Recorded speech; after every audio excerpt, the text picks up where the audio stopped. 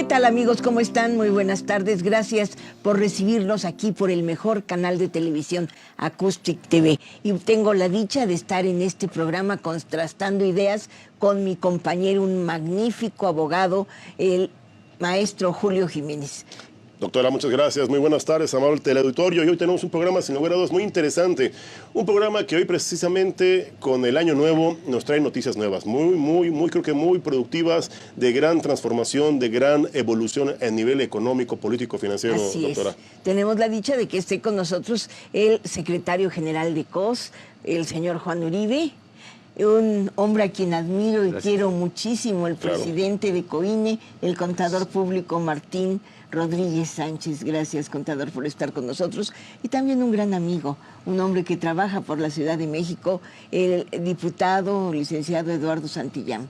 Bienvenidos, pues esperamos que se la pasen muy bien informados con nosotros esta tarde aquí en Contrastando Ideas.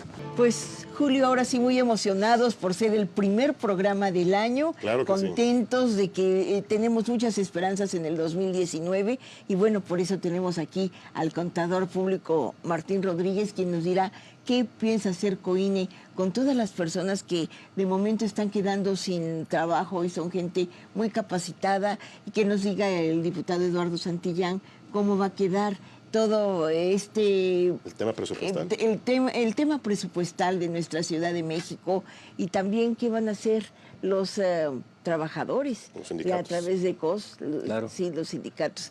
Contador, pues hay muchas cosas que usted nos puede comentar a través de COINE, como es la solución, cuáles son las propuestas que realiza COINE para poder apoyar a estas personas.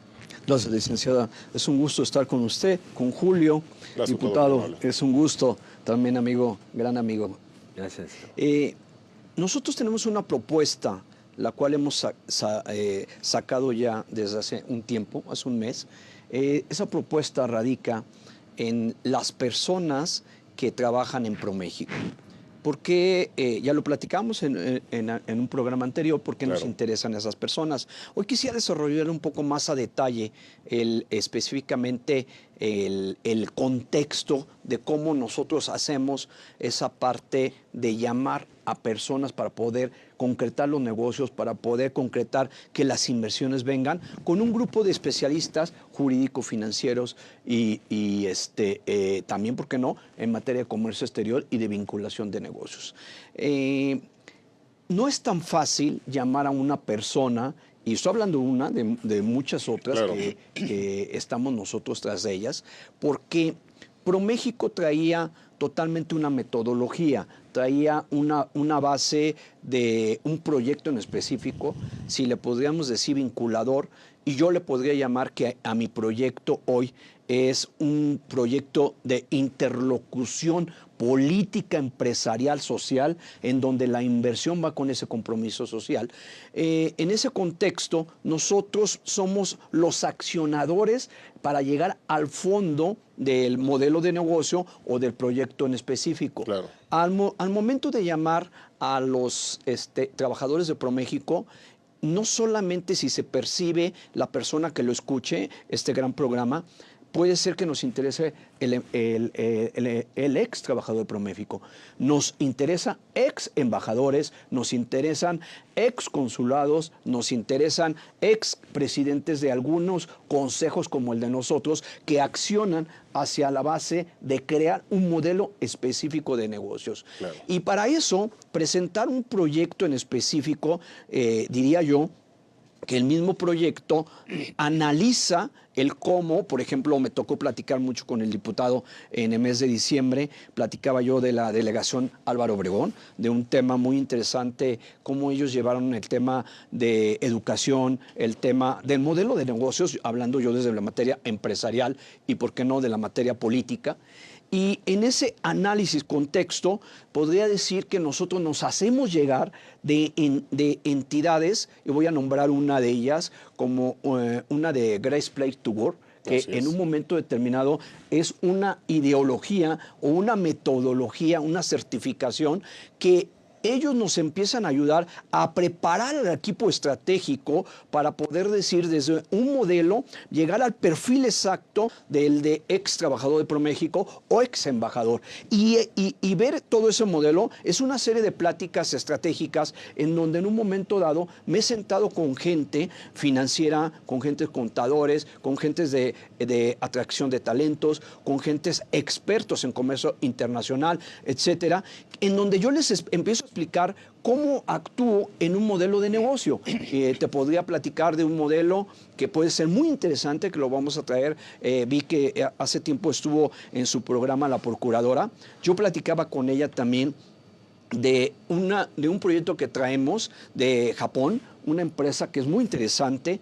Esta empresa lo que hizo fue un software para poder detectar al ser humano que va a cometer un delito.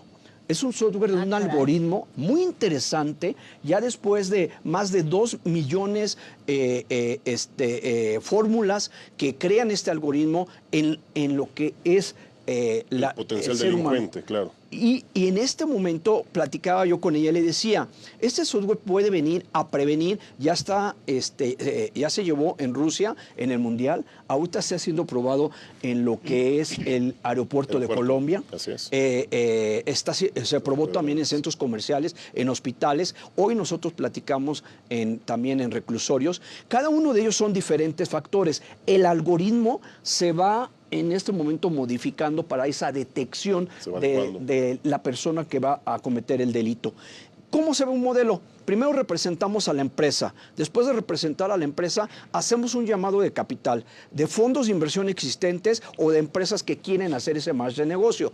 Después de eso, inmediatamente lo que vemos es hacer el proyecto como un proyecto rentable, gobierno, sociedad, empresa, para poder ver de qué forma el empresario tiene garantía, el empresario tiene esa rentabilidad que en un momento determinado puede ser tan atractiva.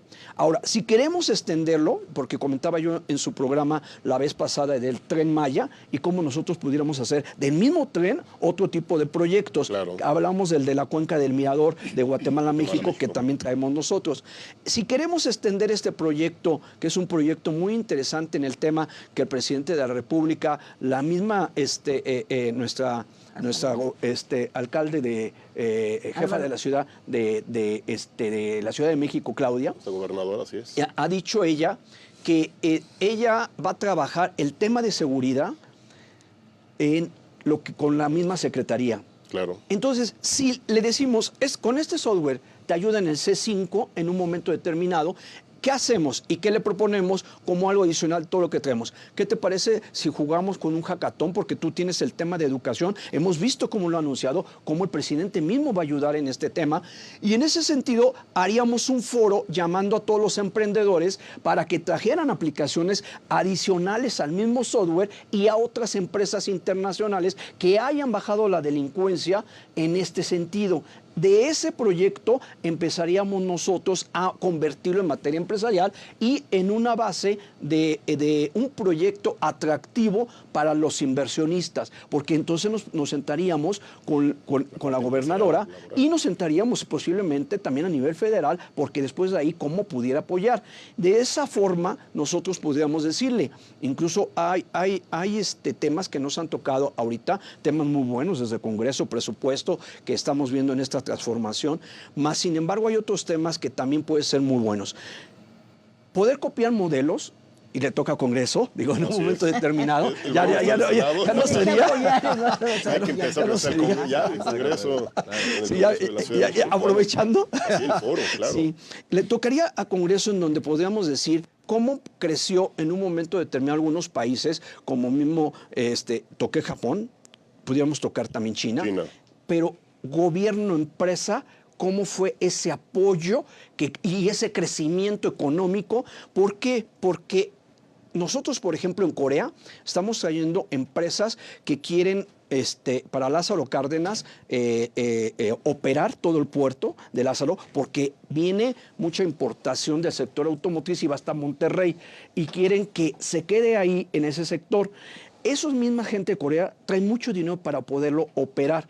Si en este momento pero ellos quieren que esté el gobierno, que el gobierno sea parte integral. Y esa parte es muy atractiva, porque en este cambio, como lo está manejando el presidente, en un momento determinado pienso en esa disminución de corrupción, en esa base de todo lo que está manejando a diario. Yo sí lo digo lo puedo decir como contador, como abogado, claro, como líder de empresarios y demás. Se me hace muy atractivo, nada más el de hoy de Pemex que lanzó, cómo fue que puede recuperar ese capital. Es ahí donde decimos muchos capitales que sí es cierto que van a ser manejados. Ahora, si le damos un contexto que como gobierno, con otro gobierno, puede apoyar a un proyecto, y si le damos más allá un contexto financiero en donde ese capital se meta a fideicomisos o a algunos otros atractivos, que traigamos gentes expertas, creo que en verdad vamos a poder lograr mucho. Nos da certeza, nos da transparencia, nos da además un proyecto viable, factible y creo que perfectamente manejable con el gobierno, con el apoyo del órgano legislativo y con la implementación de los sectores sindicales. De los trabajadores. De la parte trabajadora. ¿Y qué opinas, Eduardo, de esto?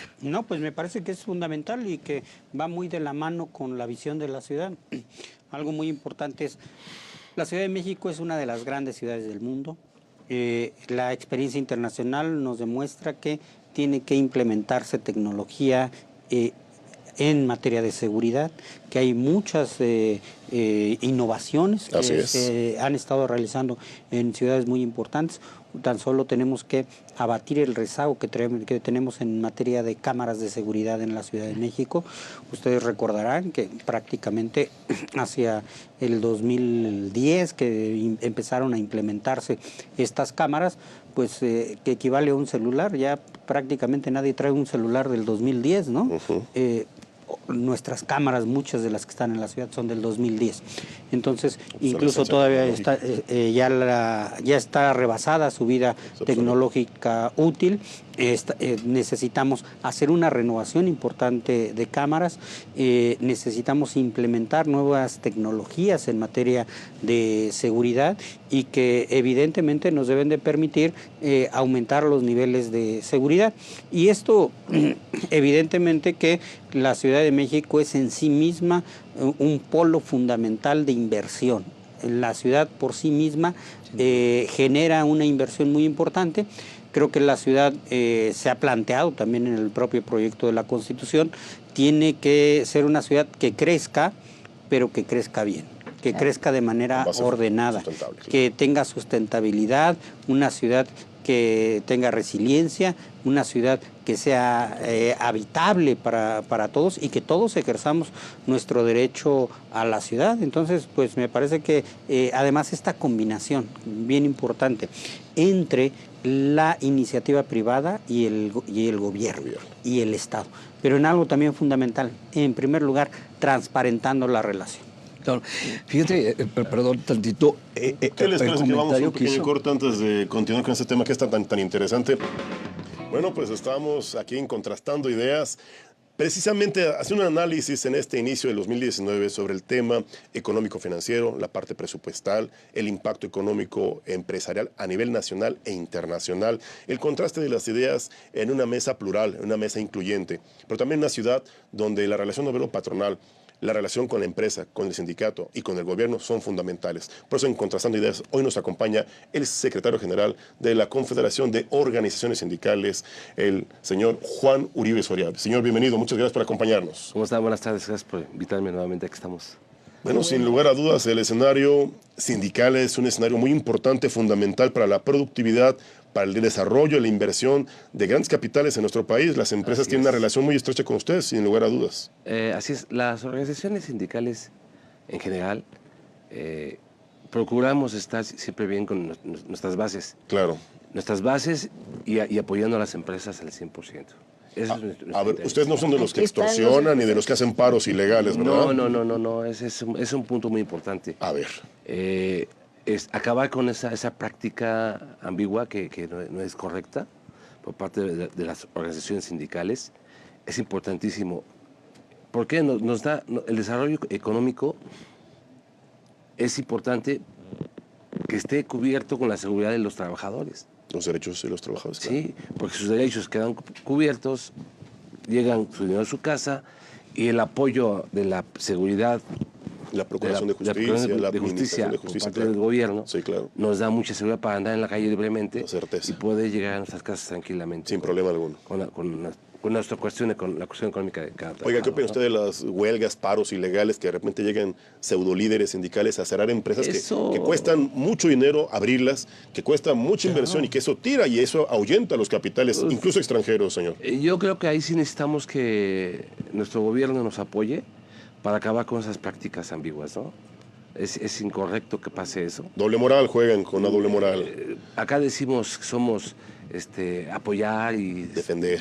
y lo que usted quiera, señor empresario, señor gobierno, y después De por los atrás hechos. estamos, tú pégale, hazle, o sea, eso es lo que no se vale. Váyale la huelga. No podemos permitir eso. No, o somos o no somos. ¿Qué está Hay que haciendo tener COS en palabra. este momento a nivel nacional? Veo que tiene Cambiar. presencia a nivel ya nacional. Nacional, afortunadamente hemos crecido y vamos bien. ¿En qué estados tiene presencia en este momento COS? Tamaulipas, importante presencia en todos los municipios. Estamos ya creciendo para Durango. Estamos ya a punto de empezar a hacer reuniones con nuestras representaciones. Claro. Querétaro, Ujú. Guadalajara, Ok, Hermosillo, ok. en Baja California Sur. Y estamos ya de estado en Chiapas. Y hacia el norte, hacia La Paz, hacia Sí. Nuevo León. Sí, en Tijuana inclusive ya tenemos una representación. Ok. Nuevo León también, en Monterrey. Y para todo lo que es en la zona sur y suroeste del país. ¿Algún ejemplo que se haya encontrado usted de algún acto ilegal por parte de algunos pseudolíderes sindicales, pseudodefensores de los derechos? Bastantes actos ilegales. Paros sin trabajadores. ¿Cómo que huelgas paros sin trabajadores? Sí, o sea, porque te Nos demandan. platicaba algo el programa anterior, ¿verdad? Sí, De un paro sin porque trabajadores. llegan supuestamente con la representación de los trabajadores, porque te firmé un contrato, te demando por violaciones que no existen en el contrato, son ilegales, Claro. y paran a la empresa, o le estallan una huelga, apoyada por la autoridad. Están engañando a la Hay autoridad. corrupción. Hay... Yo creo que no es corrupción, a veces no es corrupción, Ignorancia. es falta de conocimiento, ignorancia de la situación. Porque hay autoridades que dicen, bueno, yo aplico el derecho. Sí, aplica el derecho, pero no te vuelvas el abogado de los extorsionadores. No legitimes un acto ilícito. Ilícito. Lo que hablábamos sobre el Estado de Derecho, lo que hablábamos Así sobre es, prevenir ese así tipo de es. conductas que ponen en riesgo las inversiones de los empresarios nacionales y extranjeros. Así es. Y ¿Impacta en el sector turístico? bastante. ¿Se ha encontrado algún ejemplo de algún...? Uy, bastantes. Si vamos a hablar de ejemplos, si yo te puedo hablar de un hotel emblemático que ya no es Crown Plaza en Acapulco, ya creo que, no sé, ahora es Tiene otra denominación. otra denominación, cambió de Un hotel de... cambio de razón social. Ujú. Y estábamos interviniendo ahí, apoyando a los trabajadores en contra de la CTM. Perdón que diga nombres, pero pues, así estaban las Otra central obrera, condiciones. claro. Desgraciadamente ahí los trabajadores eran explotados, abusados por parte de sus dirigencias, en eso, sus delegados. A ver, hay una explotación patronal, hay explotación sindical. Exacto, el abuso y la Un extorsión. fenómeno tan raro en el estado de Guerrero. En Estado de Guerrero. Pero se da casi en la mayoría de los hoteles de todo México. Por nuestros- Ese es un tema preocupante. Entonces, nuestros ¿y representantes COS qué está haciendo sindicales. para defender este tipo de asuntos o representar los derechos de los trabajadores? Acabar con este tipo de prácticas, no, evitar que les quiten sus propinas, que se da mucho de los A delegados. ver, ellos ya sindicales. pagan una cuota, señor. Exacto, ese es el tema Una principal. cuota sindical. ¿Cómo es posible que llegue un sindicato y les quite las propinas si le están pagando una cuota? Yo entendería esa parte, Eso ¿no? es un abuso, es Claro, ilegal. claro que sí. ilegal. Pero con este tipo de situaciones nos encontramos. Y en el Estado de México tiene también por ahí algunos temas Tenemos- interesantes. En el Estado de México hemos crecido de manera, ya por muchos años. Claro. En el sector transporte tenemos mucha representación y nuestras empresas están bien cuidadas, bien protegidas y las dejamos desarrollar. Han crecido bastante. ¿eh? Sector energético, señor. Vamos a entrar ahora con la nueva... Es la innovación, digo, es la modernidad, innovación de la nueva forma de generar energía. Tenemos 80 empresas en proyecto ya 80 empresas. que va a entrar a México y somos una organización importante que nos van a llamar para... O sea, que ustedes están apoyando a la inversión extranjera, a la inversión directa de capital. Así es, así es. No espantan a los inversionistas. No, la idea es al contrario, que sientan un ambiente atractivo y que seamos parte de su desarrollo. Es ¿Y importante. ustedes como empresarios les da miedo que haya un sindicato en las empresas? Llega a ser Sí, un obstáculo, sí, ¿no, contador? Pienso que, como lo estaba ahorita platicando Juan, y me quedé con un punto estratégico de Claudia, que al final hoy vieron que creó un consejo como el de Andrés Manuel López Obrador de empresarial. Regreso al tema que me preguntan. Yo le decía a Juan que conocí a su papá hace muchos años y ahora que él está platicando este tema, siento yo que cuando platicas con inteligencia, con un líder sindical para poder apoyar a la empresa, es muy bueno. Hay muchos temas muy importantes que pudieran ser tan atractivos para la empresa. Educación. Educación ligado ahorita con la misma educación como se la están formando.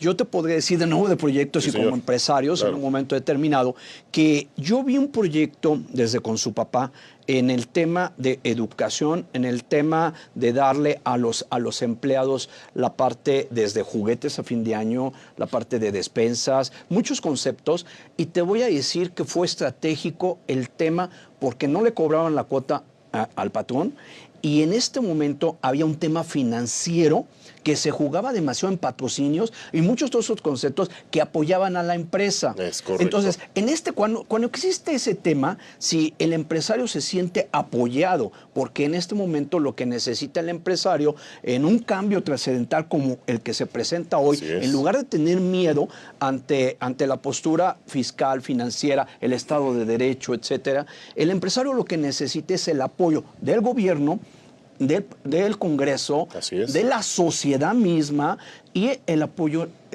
sindical. Hay un tema que yo tocaría y lo tocó por ahí muy breve, me gustó y no lo ha tocado a nadie más, Claudia, el mercado informal. Ese tema es un tema tan bueno, 22%, que puede apoyar a México, de nuevo. Y si de ahí tocamos todos los temas que han venido tocando federal y a nivel de gobierno, en tema corrupción, yo te puedo asegurar que si sindical, que si empresarial, apoya ese sector para reconvertirlo. Yo te puedo decir un sector y eso porque estuve muy cerca del Administrador General de Aduanas y estuve cerca del sector. Suplementos alimenticios. Es correcto. ¿Cuánto venden al mes? Entre 40 y 60 millones de pesos. Una persona, un mercado tan atractivo. Un poquito más. Si tú te lo conviertes en un mercado formal, con una serie de análisis, con el serie de apoyo de Congreso, con el apoyo de la ciudad y en este caso con el apoyo del líder sindical, la seguridad que estamos formando, bueno, haces un negocio inmenso. Acaban de autorizar, ahorita tienen parado, los suplementos de los cannabis. ¿Sabes cómo va a pegar eso? Si lo agarramos en una informalidad, convirtiendo en una formalidad que no tengan riesgo, te lo van a agradecer en un momento determinado. Entonces hay temas que el Congreso, llevamos muy poco tiempo, ahorita mismo la iniciativa fiscal buena, yo te diría esos pagos de impuestos en Baja California, en muchos otros conceptos, es muy bueno todo el concepto. Como empresario me toca ver todo lo positivo y accionar sobre lo positivo, ¿verdad? Acciones. Pero se necesitan actores, ¿verdad? Así es. Y el apoyo del Congreso. Sí, mira, hay algo fundamental y que es, coinciden las visiones en un tema conjunto que es corrupción, combate a la corrupción. En México se destina aproximadamente el 10% del Producto Interno Bruto, es el costo de la corrupción en México. ¿Esto a qué equivale? Sí, claro. A que cada mexicano más o menos destinaríamos anualmente 16,000 pesos para pagar actos de corrupción. De ese tamaño es el problema en nuestro país. ¿Y esto qué significa? Pues si medimos estos 16,000 pesos por 120 millones de habitantes, pues nos sale una cifra verdaderamente descomunal. Por eso es que la parte fundamental de la cuarta transformación en este país se llama combate a la corrupción. Así es. Y el impacto que tiene ello en el desarrollo económico es fundamental.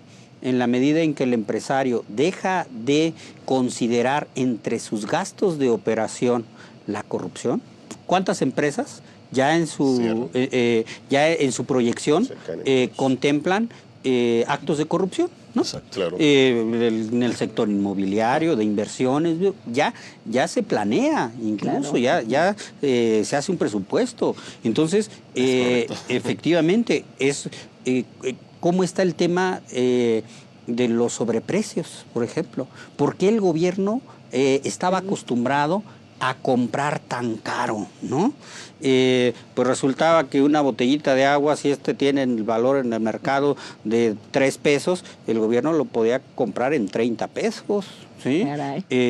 Entonces, ¿cuánto podemos ahorrar dirigiendo adecuadamente el presupuesto y evitando actos de corrupción?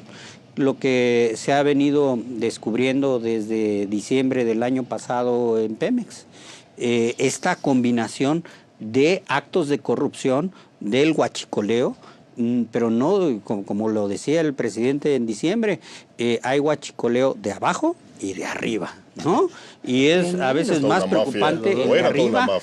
¿Por qué razón? Porque efectivamente tan solo la cantidad de recursos que se venían perdiendo en Pemex en complicidad con la autoridad, porque no estábamos hablando del huachicoleo del que abría un ducto. Abrir un tubo es una operación técnica muy compleja. Así es. De tal suerte que algo que va permeando y que va permeando de manera importante en la clase política, que es, pues no se va a permitir ningún acto de corrupción, sea quien sea.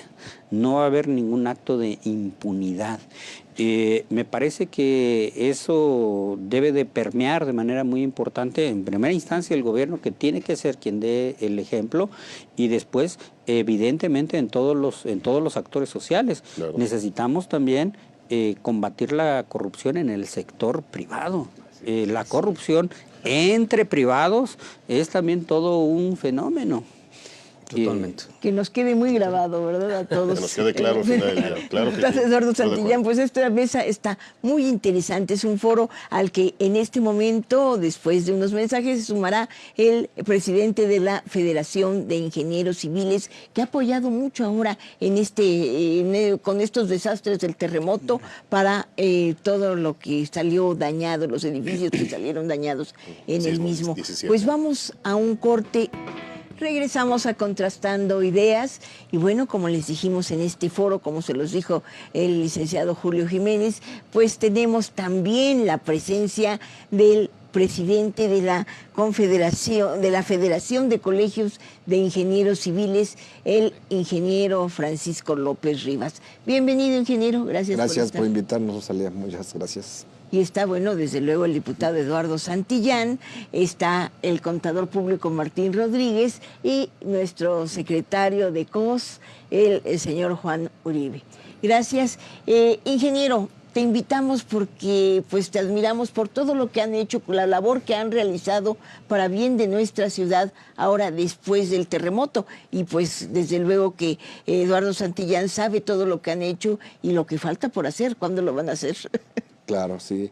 Sí, pues en realidad en el evento pasado que tuvimos nos convocaron varios gobiernos, no solamente como nuestra federación es nacional, principalmente en las zonas donde hubo desastres, ¿no? Como en Oaxaca, Morelos. Chiapas, Morelos, la Ciudad de México, el Estado de México principalmente. No solamente fue una atención local aquí en la Ciudad de México, sino que fue a nivel nacional, ¿no? Porque hubo zonas que aparentemente no salieron en el mapa, en el radar de los daños, y sin embargo, como tenemos presencia con colegios en toda la República Mexicana, poco a poco nos fueron notificando de diversas ciudades donde existían algunos problemas, no tan graves como las de las ciudades que acabo de mencionar, sin embargo, sí se presentaron problemas, ¿no?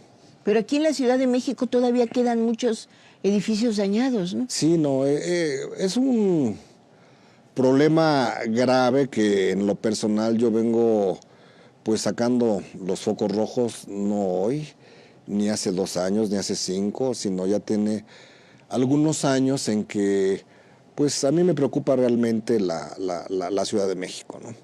Incluso tengo algunas conferencias armadas donde pongo a la Ciudad de México como un foco de riesgo importante por las condiciones del suelo que tenemos, por un lado, por otro lado por la sismicidad, por otro lado por la forma en que se fue construyendo la Ciudad de México en una manera heterogénea y la normatividad que nos regula se supone que va actualizándose en la medida del avance tecnológico también, ¿no?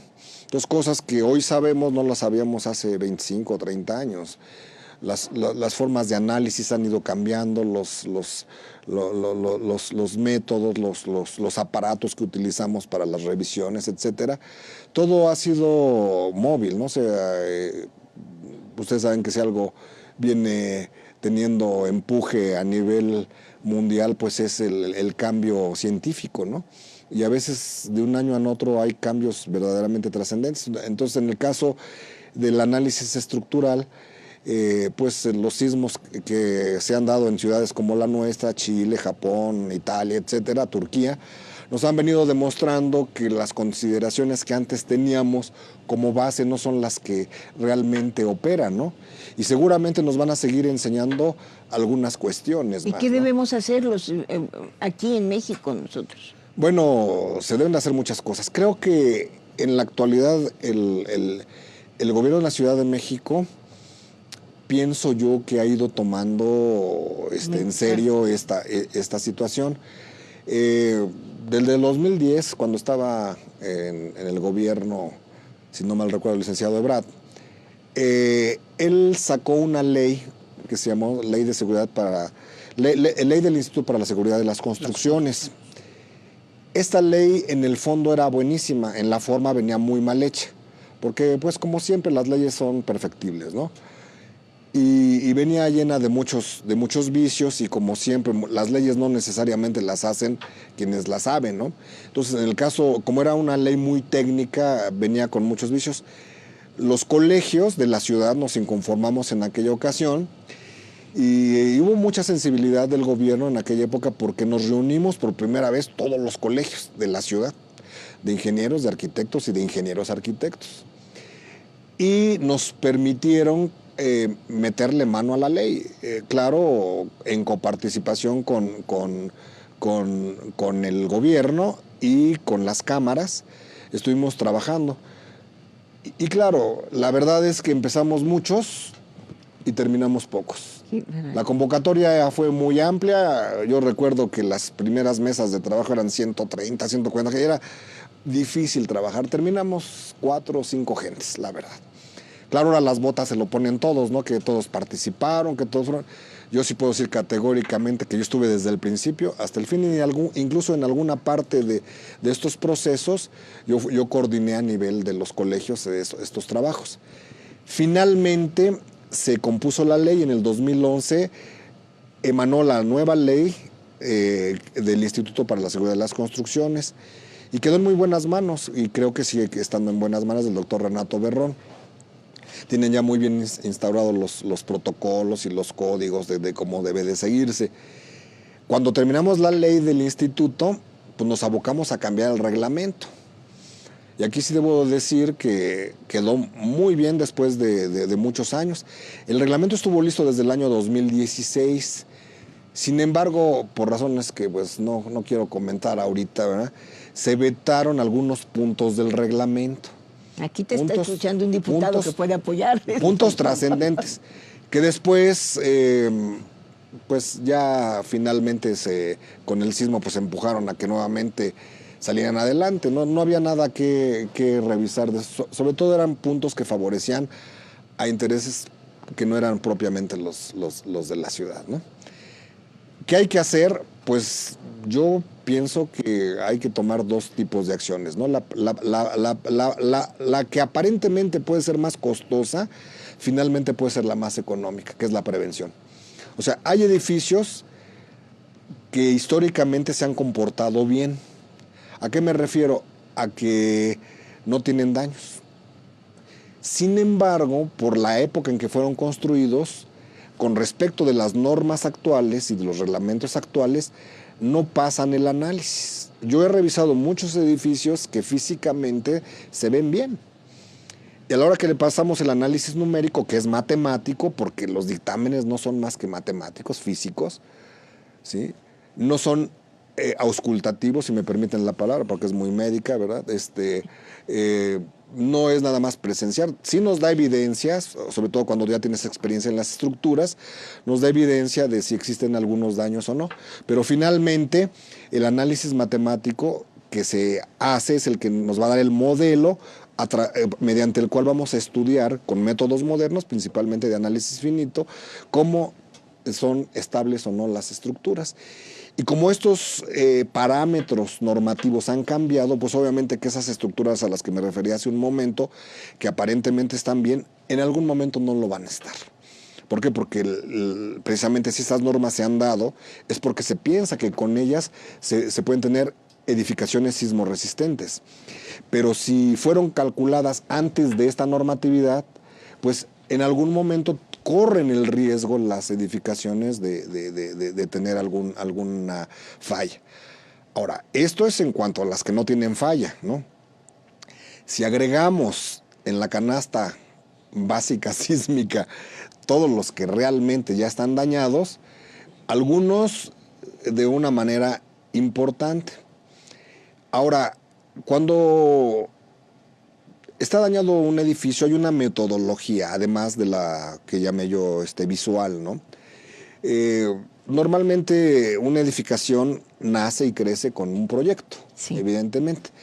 Ese proyecto en el transcurso de la obra llega a cambiar, incluso se considera apropiado hasta un 30%. Pero esos cambios al final, aunque el reglamento lo prevé, no se ven reflejados.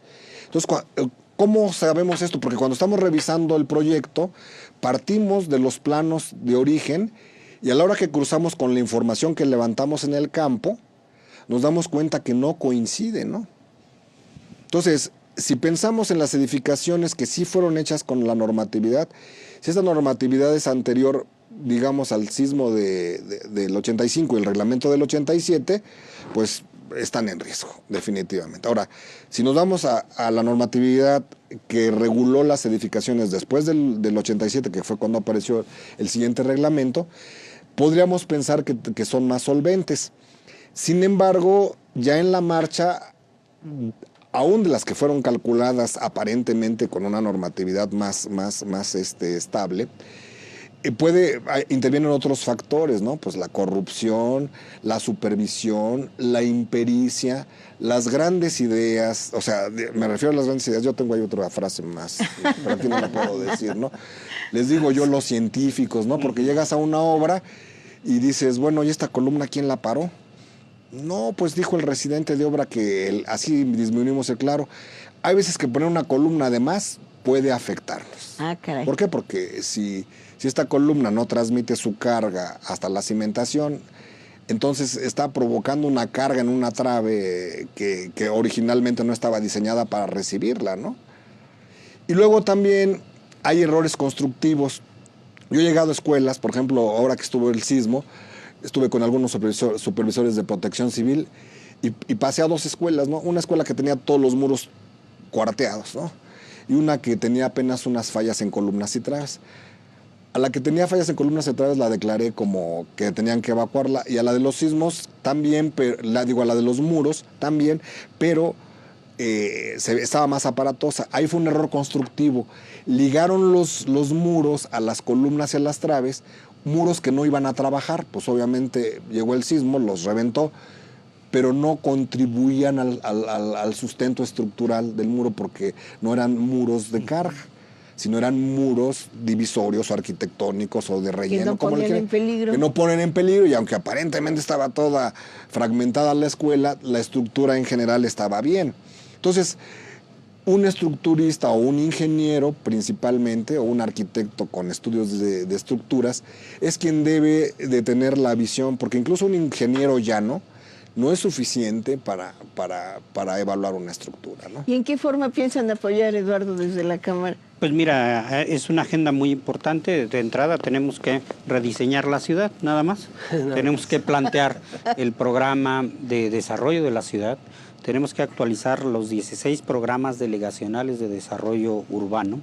Se crea algo fundamental, que es la creación del Instituto de Planeación de la Ciudad de México. ¿Esto qué significa? Que se quita todo ese contenido político de la planeación y se deja a un ámbito estrictamente de carácter técnico, científico.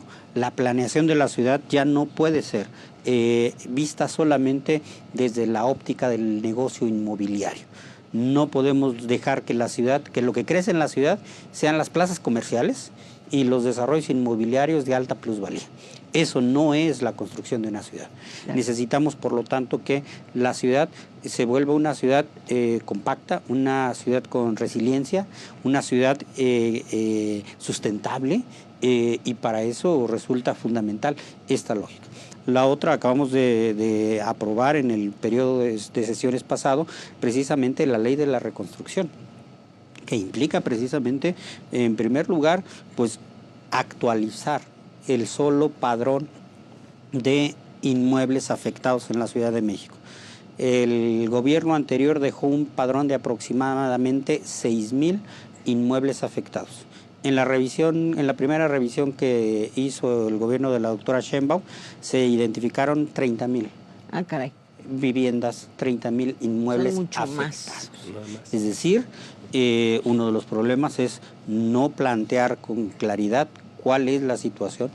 Tenemos que actualizar y transparentar, que ha sido también otro de los temas fundamentales, el atlas de riesgo de la Ciudad de México. Necesitamos tener mucha claridad en dónde están los riesgos en la ciudad, el tema de grietas, el tema que tenemos en Iztapalapa, el tema de minas, que es tan recurrente en el caso de Álvaro Obregón. Santa Fe es un catálogo de riesgos impresionante, porque Santa Fe eran minas a cielo abierto, claro, minas de arena a cielo abierto, de tal manera que Santa Fe está construido rodeado de taludes, lo que representa evidentemente un riesgo muy importante. Y de tiraderos de basura. Los anteriores tiraderos de basura. Pues qué bueno que estén tomando cartas en el asunto, diputado, y apóyense de los que conocen, de la Federación de Ingenieros, del Colegio de Ingenieros, para que sea una verdadera reconstrucción y nos dé seguridad a la Ciudad de México. Si me lo permites, Rosalía, y aprovechando que está aquí el diputado y que estamos... debo decir que, y lo digo con claridad, porque pues no tengo nada que ocultar ni esconder. Sí, gracias. Hay algunas instancias, hay un colegio, que es el Colegio de Ingenieros Civiles de México, que incluso yo originalmente pertenecía a él, que realmente es un colegio importante, trascendente, icónico, eso no es soslayable lo que es, ¿no? Lo que sí es soslayable es que no es el único. Claro. ¿Me explico? Y a veces sentimos que toda la atención y todas las decisiones las toman en función de lo que ellos determinan. Y realmente habemos otros actores importantes y con mucha representación además, ¿no?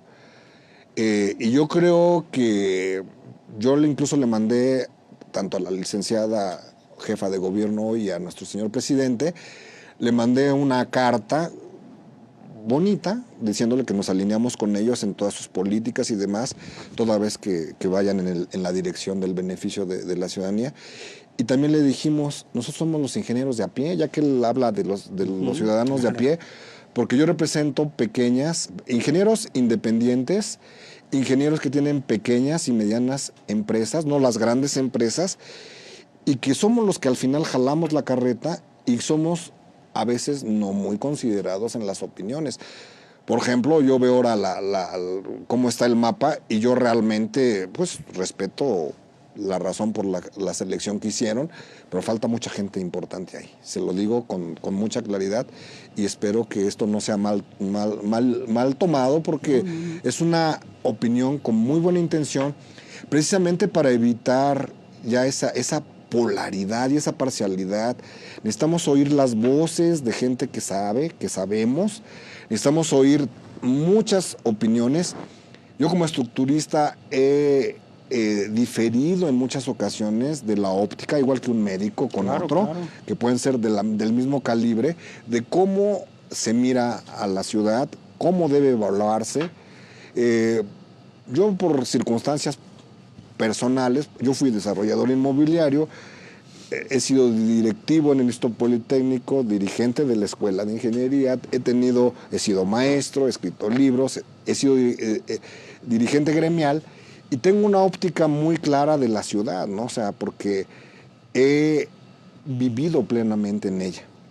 Y creo que hay cosas que deberían de tomarse bien en cuenta en estos análisis y ese atlas de riesgo, hacerlo pues con mayor riqueza, ¿no? Hay que hacer una mesa de debates. Ingeniero Francisco López Rivas, sí. De verdad que es muy importante tenerte aquí. ¿Qué les parece si vamos a un corte y regresamos? Continuamos aquí contrastando ideas en Acoustic TV, el programa del licenciado Julio Jiménez Martínez y su servidora Rosalía Boaún, pero hoy en una mesa muy interesante. Él ha cedido su lugar para que sigamos platicando y me da mucho gusto, desde luego, con don Juan Uribe, secretario general de COS, y mi amigo, el extraordinario contador público, presidente de COINE, el contador Martín Rodríguez Sánchez, mi amigo también Eduardo Santillán, diputado, que siempre ha trabajado por la Ciudad de México ya en distintos lugares, pero siempre viendo y saliendo bien de todos tus trabajos, apoyando a nuestra ciudad. Y desde luego el presidente de la Federación de Colegios de Ingenieros Civiles, el ingeniero Francisco López Rivas. Gracias a todos ustedes por estar aquí. Y bueno, esta mesa de debate está interesante, la verdad, porque hay cosas muy importantes que los empresarios, los sindicatos, los ingenieros y bueno, la parte gubernamental, los diputados, tienen que hacer por nuestra Ciudad de México. Estaba Juan ahorita preocupado, dice, no le vayas a decir cómo, ¿Qué pasa con los sindicatos? ¿Cómo pueden trabajar ustedes, los ingenieros, en las obras con los sindicatos que a veces se ponen difíciles? Bueno, miren, yo considero que es, como todo, una óptica que se debe de dar, como dicen en mi pueblo, como te va en la feria, ¿no? O sea, yo tuve la fortuna de hacer un contrato de forma permanente de todas mis obras y de todo lo que hacía con la CTC, ¿no? Y entonces, pues, estoy, como dicen, vacunado, ¿no? Pero sistemáticamente sí hemos tenido problemas, incluso de disputa, ¿no? Porque ponemos la placa, enseñamos el contrato, llegan otras organizaciones y quieren necesariamente posicionarse de ahí, ¿no? Incluso varias ocasiones hemos llegado hasta la Junta con problemas bastante severos, pues por algunos grupos, ¿no? Claro, les digo, en lo general, creo en lo particular que tengo muchos años construyendo, 35, 40 años ya, creo que ya perdí la cuenta, pero sí, el seguro social, los sindicatos, somos una industria muy vulnerable, ¿no? Somos muy vulnerables porque somos un foco muy claramente identificado. Hay una obra y lo primero que hacen es aparecer las autoridades, preguntar por la licencia o por la placa, ¿no?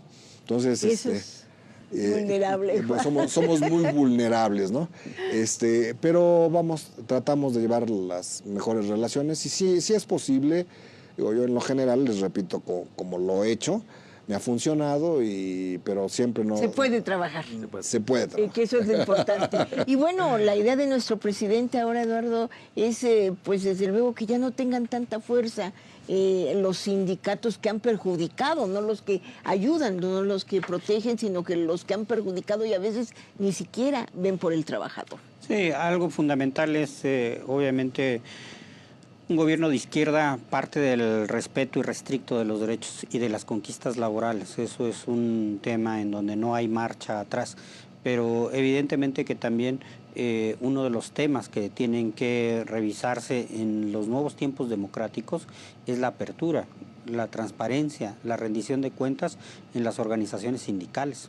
Implica hacer una revisión muy cuidadosa del manejo de los recursos de los propios trabajadores y que al mismo tiempo se logre una transparencia importante.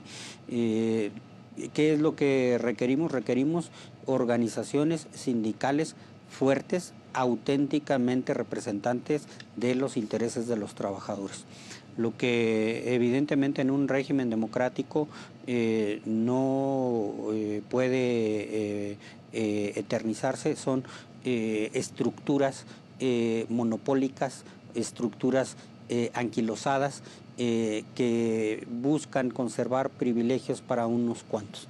Me parece que en ese mismo sentido, y no solamente en el tema de sindicatos, sino en muchos otros temas, la lógica del gobierno es no más intermediarios en la relación del ciudadano con la autoridad. Tiene que ser una relación directa, una relación transparente, una relación franca, una relación donde se puedan abrir las cosas. Y ha sido muy claro, tanto con organizaciones supuestamente a veces campesinas o movimientos supuestamente obreros, que tenían un modus operandi ya muy claro. Sabían que presionando, que tomando plazas, que tomando el Congreso, lograban prebendas, lograban beneficios, apoyos directos, canonjías. Y perjudicar al empresario. Perjudicar al empresario ¿Usted qué opina, contador? Bueno, retomando lo que está comentando ahorita mi gran amigo Eduardo, diputado, y tomando un punto estratégico que dijo Julio, dijo, qué buena mesa, sindicato, presidente de la federación, diputado, Congreso, usted maestra que la admiro tanto, yo representación de los empresarios, inversionista. Yo diría que cada uno de nosotros tenemos una postura, una obligación de accionar, una obligación de no pedir, sino verdaderamente hoy siento que el gobierno está en escucha, lo siento y lo he visto. ¿En qué forma? Desde el mundo empresarial. Yo puedo hablar ahorita desde una reforma que sale con lo que es la compensación universal. Están escuchando los empresarios. Va a haber una mesa de debate, de aportaciones, de ver qué se puede corregir si está mal o qué se puede en este momento apoyar al nivel de empresario. Si de esa forma nosotros tomáramos conciencia, no a criticar, sino verdaderamente traer un plan estratégico con lo que me corresponde y llegar a, en este momento con el gobierno, ahorita comentabas que ¿por qué no nos ven a otras instituciones que verdaderamente podemos apoyar? Porque tenemos un récord, una trayectoria, hemos trabajado demasiado y que se quitara todo lo que anteriormente se manejaba sobre solamente algunas cámaras, asociaciones en específicas que se les da la oportunidad de participar. Eso yo creo, sin lugar a dudas, porque he buscado, platicaba con el mismo Lalo de la delegación Álvaro Obregón, de Laila, que finalmente voy a tener una cita con ella, pero he buscado a Marcelo y me responden. He buscado al licenciado Vasconcelos y me responde para decir las citas en específico. ¿Y por qué los he buscado? Porque tengo una estrategia directa desde el ámbito empresarial nacional e internacional por toda la trayectoria que tengo, por las acciones que tengo que hacer para poder decirle al licenciado Marcelo, está hablando usted de Centroamérica, de la oportunidad del comercio, de la oportunidad de cómo lograr, y cada uno de los factores que tiene, ya tenemos aquí planes de trabajo precisos. Si en verdad quiere que apoyemos, porque la parte que nos toca es el apoyo, el cómo podemos lograr juntos todo este trabajo, y claro, volteando a Congreso. Congreso hoy es esa parte tan importante en este cambio que verdaderamente siento que tiene un gran trabajo, tiene una responsabilidad terrible, porque romper corrupción, romper tantos esquemas que existen, no va a ser nada sencillo. Y para lograr planes de trabajo, para lograr estrategias que tengan alcances, podríamos hablar de todo lo que usted habló, desde los sismos y todo lo que ha hecho en edificios y mucho otro tema de construcción. Podemos hablar de tema salud, tema educación, muchos temas que en este momento, si se rigen mediante reglas claras, precisas en Congreso, más estrictas tiene la Ciudad de México hoy, las delegaciones. Una base fundamental en la que puede ser el punto de partida para obligar en una responsabilidad a muchos otros estados, ¿verdad? En este momento yo puedo decirle que me ha tocado países, y puedo hablar, Noruega, países en donde verdaderamente, yo platicaba en el programa que venimos la vez pasada del secretario de Gobierno de Durango, que debemos de aprender de los gobiernos que sí han funcionado, que sí están haciendo, que está habiendo una participación de Producto Interno Bruto, que está teniendo una atracción de capitales, confianza, que tenemos que ver toda esa parte preparada de los equipos estratégicos, porque se dice sencillo, pero no es nada sencillo. No es nada sencillo guiar en este momento a PYME, guiar a empresas medianas en el ámbito de la construcción, porque la regulación, la reglamentación, la base para poder manejar un proyecto para que sea rentable, hablándole desde la empresa, el trabajador, la sociedad, es todo un esquema, ¿verdad? Esto está muy interesante, es una mesa de verdad importante. Muchas gracias a todos. Esperamos que regresen la próxima semana para seguir platicando en esta mesa de debates.